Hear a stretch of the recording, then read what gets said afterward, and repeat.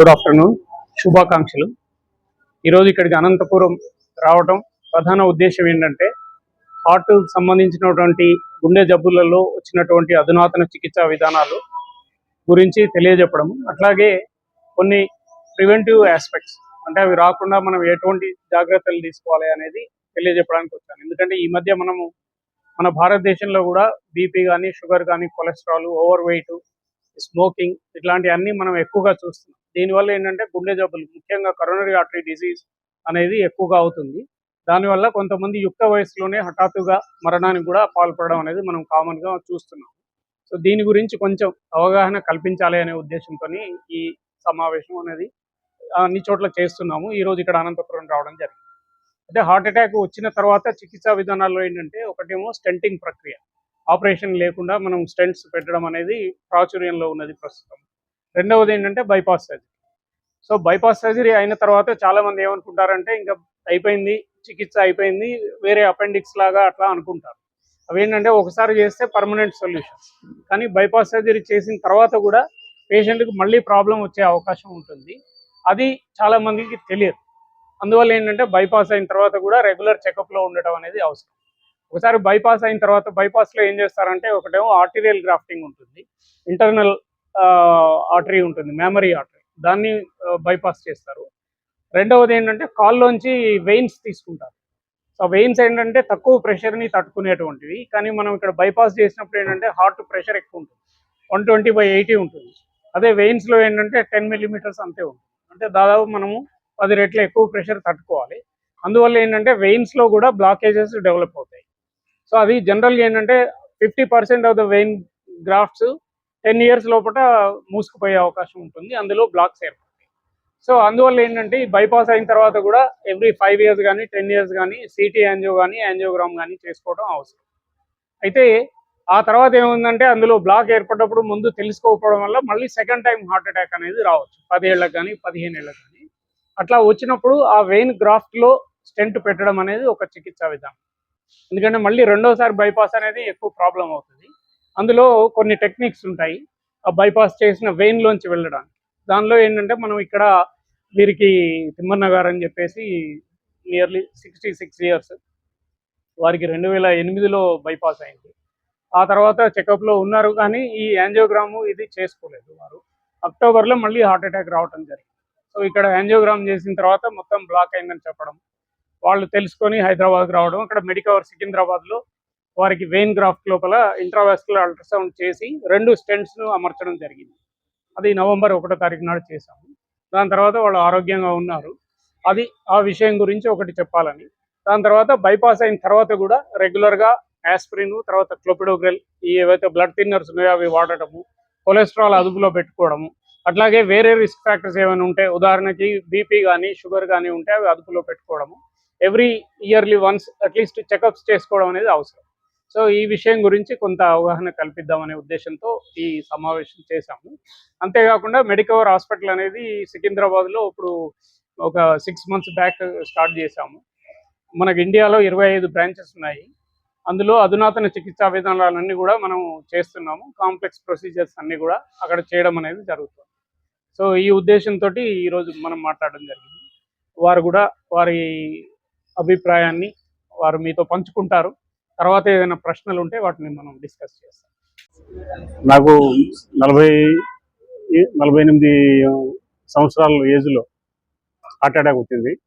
అప్పుడు ఇక్కడే ట్రీట్మెంట్ అంటే ఇక్కడే చూపించుకున్నాను. ఇనిషియల్గా చూపించుకుంటే కొద్దిగా మేజర్ ఉంది, ఫర్దర్గా చూపించుకోవాలంటే మళ్ళీ అపోలో హైదరాబాద్లో చూపించుకున్నాము. వాళ్ళు అక్కడ బైపాస్ చేశారు. నాకు 2008లో బైపాస్ చేసినారు. తర్వాత బైపాస్ చేసిన తర్వాత బాగానే ఉండింది. మెడిసిన్స్ కానీ, తర్వాత నార్మల్ ఎక్సర్సైజ్ అటువంటివి, నార్మల్ ఫుడ్ చేసుకుంటూనే ఉన్నాను.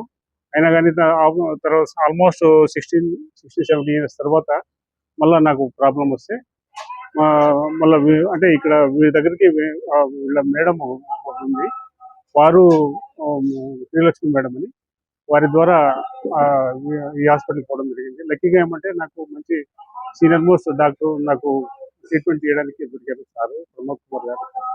వారు మంచి సుమారుగా చెప్పారు, చూశారు మొత్తం.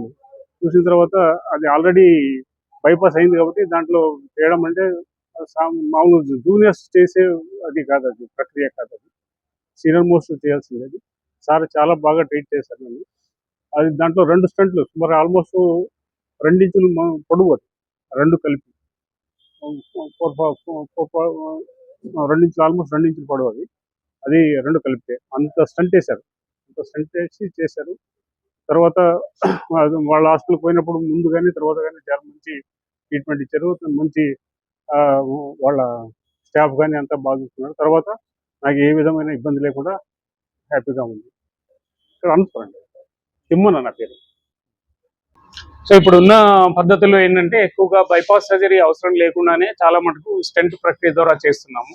ఆ స్టెంటింగ్ లో కూడా ఇప్పుడు కొత్తగా వచ్చినటువంటి డ్రగ్ కోటెడ్ స్టెంట్స్ ఉన్నాయి. వాటిలో ఇప్పుడు 4th generation drug coated stents ఉపయోగిస్తున్నాము. అంతేకాకుండా కరోనరీ ఇమేజింగ్ అనే ప్రక్రియ కూడా ఉంది.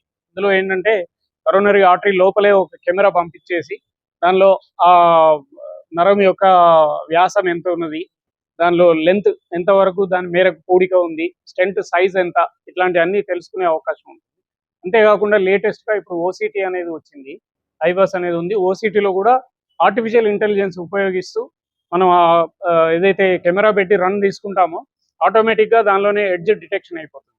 ఏ సైజు స్టెంట్ కరెక్ట్గా వేయాలి, ఎంత లెంత్ వేయాలి అనేది కూడా మనకు వచ్చేస్తుంది.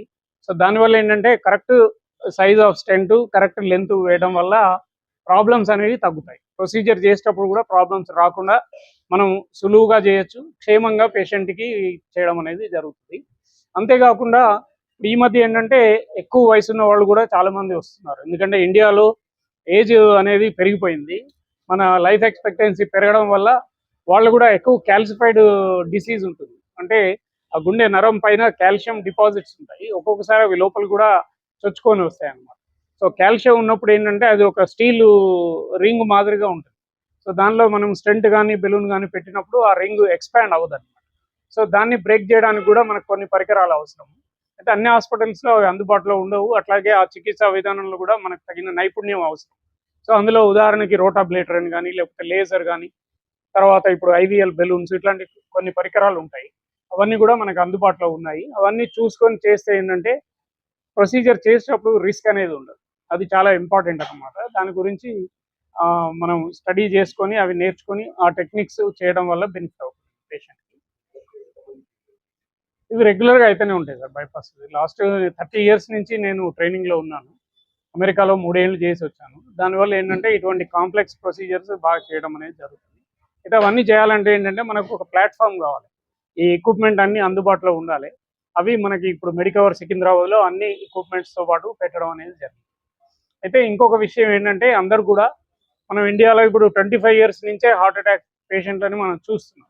సో అందువల్ల ఏంటంటే యువత కూడా ఏంటంటే ముఖ్యంగా ఏవైతే రిస్క్ ఫ్యాక్టర్స్ ఉన్నాయో అవి కంట్రోల్ చేసుకోవాలి. డయాబెటీస్ కానీ, లేకపోతే కొలెస్ట్రాల్ ఉందా, బీపీ ఉందా, ఇవన్నీ ఏంటంటే కేవలం ఒక చిన్న రక్త పరీక్ష ద్వారానే మనం తెలుసుకోవచ్చు. సో అవి ఉన్నప్పుడు వాటికి తగినట్టుగా అందరికీ మందులు కూడా అవసరం లేదు, లైఫ్ స్టైల్ మోడిఫికేషన్ అవసరం. అంటే డైట్ కంట్రోల్ కానీ, ఎక్సర్సైజ్ కానీ అవి చేసుకోవడం వల్ల కొంతవరకు తగ్గించుకోవచ్చు. ఎవరికైతే హై రిస్క్ ఉందో, అంటే వాళ్ళ ఫ్యామిలీలో ఎవరికైనా 40 years లోపలే ఎవరికైనా హార్ట్ అటాక్ రావడం కానీ, సడన్ కార్డియాక్ అరెస్ట్ కానీ ఇట్లాంటివి అయినప్పుడు సింపుల్గా సిటీ కరోనరీ యాంజియోగ్రామ్ అని ఒక టెస్ట్ ఉంటుంది. ఇందులో ఏంటంటే నరంలో కాంట్రాస్ట్ ఇంజెక్షన్ ఉంటుంది. ఒక 8 సెకండ్ల లోపలే సిటీ స్కాన్ రొటేట్ అయిపోయి హార్ట్ పిక్చర్స్ తీసుకుంటాం. అందులో ఏమైనా బ్లాక్స్ మొదలవుతున్నాయని తెలిస్తే కనుక కొన్ని మందులు, స్టాటిన్స్ కానీ లేకపోతే బ్లడ్ థిన్నర్స్ కానీ వాళ్ళకు పెట్టడం, రిస్క్ ఫ్యాక్టర్స్ ఏమైనా ఉంటే మాడిఫై చేసుకోవడం జరుగుతుంది. సో దానివల్ల ఏంటంటే మనం 5 ఏళ్లలో వచ్చేదాన్ని ఒక 10 ఏళ్ళు 15 ఏళ్ల వరకు రాకుండా మనం ప్రొలాంగ్ చేసుకోవచ్చు. సో దానివల్ల ఏంటంటే ఓవరాల్ హెల్త్ అనేది బెటర్గా ఉంటుంది. అదేవిధంగా ఈ సిటీ యాంజియో అనేది ఎవ్రీ 5 yearsకి ఒకసారి చేసుకోవచ్చు. అందులో ఏమైనా బ్లాక్స్ పెరిగినాయా లేదో తెలుస్తుంది. ముఖ్యంగా ఎవరికైతే రిస్క్ ఫ్యాక్టర్స్ ఎక్కువ ఉన్నాయో, అంటే డయాబెటీస్ కానీ, హై కొలెస్ట్రాల్ కానీ, లేకపోతే high blood pressure, over weight, smoking, ఇట్లాంటి వాళ్ళకి ఫ్యామిలీ హిస్టరీ నేను చెప్పినట్టు 40 years అబోవ్ ఉన్న వాళ్ళు అది చేసుకోవడం అనేది బెటర్.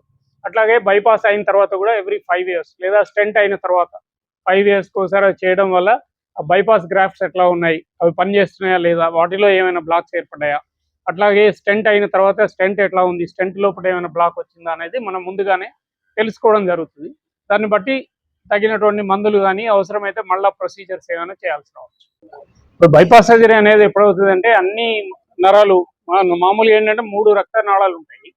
మూడిట్లోనూ బ్లాక్స్ ఏర్పడినప్పుడు, లేదా మెయిన్ పైప్ లో బ్లాక్ వచ్చినప్పుడు, లేదా ఒక వాల్వ్ ఆపరేషన్ ఏదైనా అవసరం అవుతూ అప్పుడు సైమల్టేనియస్ గా ఈ రక్తనాళాల్లో బ్లాక్స్ ఉన్నాయి అనుకున్నప్పుడు మనం బైపాస్ సర్జరీకి పంపిస్తాం. అదర్వైజ్ సింగిల్ బ్లాక్ కానీ 2 వెసల్స్ అట్లా ఉన్నప్పుడు మనము స్టెంటింగ్ ద్వారానే చేయడం అనేది జరుగుతుంది. సో ఇదేంటంటే ఈ బ్లాకేజెస్ అనేవి ప్రోగ్రెసివ్ గా వస్తుంది. ఇప్పుడు మనం యంగ్ ఏజ్ లో చూసినప్పుడు ఒక రక్తనాళంలో బ్లాక్ ఉండొచ్చు. అదే కనుక మనము 70 ఏళ్ల తర్వాత అప్పుడు యాంజియో చూసినాం అనుకోండి, ఇందులో మల్టిపుల్ బ్లాక్స్ ఉంటాయి. సో అందువల్ల ఏంటంటే మనం పీరియాడిక్ చెకప్ చేసుకుంటూ ఉంటే స్టెంట్ ద్వారా మనం చేసుకోవచ్చు. ఇప్పుడున్న చికిత్సా విధానాలలో ఏంటంటే సులువుగా మనం స్టెంట్స్ ద్వారానే చేయగలుగుతాం. సో బైపాస్ సర్జరీలో ప్రాబ్లమ్స్ ఏంటంటే, ఒకటి జనరల్ అనెస్థీషియా ఇవ్వాలి, పేషెంట్ వెంటిలేటర్ పైన ఉంటారు, కటింగ్ ఉంటుంది, బోన్ కటింగ్ ఇవన్నీ ఉంటాయి, రక్తం ఎక్కించాల్సి వస్తుంది, ఎందుకంటే మనం కట్ చేసినప్పుడు బ్లీడింగ్ ఉంటుంది కాబట్టి వాళ్ళకి బ్లడ్ ఎక్కించాలి. దాని తర్వాత రికవరీ టైం ఎక్కువ ఉంటుంది, ఎందుకంటే పేషెంట్ ఐసీయూలో 2 రోజులు ఉండాల్సి వస్తుంది, తర్వాత ఫిజియోథెరపీ చేసుకోవాలి, మొత్తం ఇవన్నీ మానడానికి అట్లీస్ట్ ఒక 1 మంత్ అయినా పడుతుంది. ఇవన్నీ మనకి దీనిలో ఉండవు. స్టెంటింగ్లో ఏంటంటే జనరల్ అనెస్థీషియా అవసరం లేదు.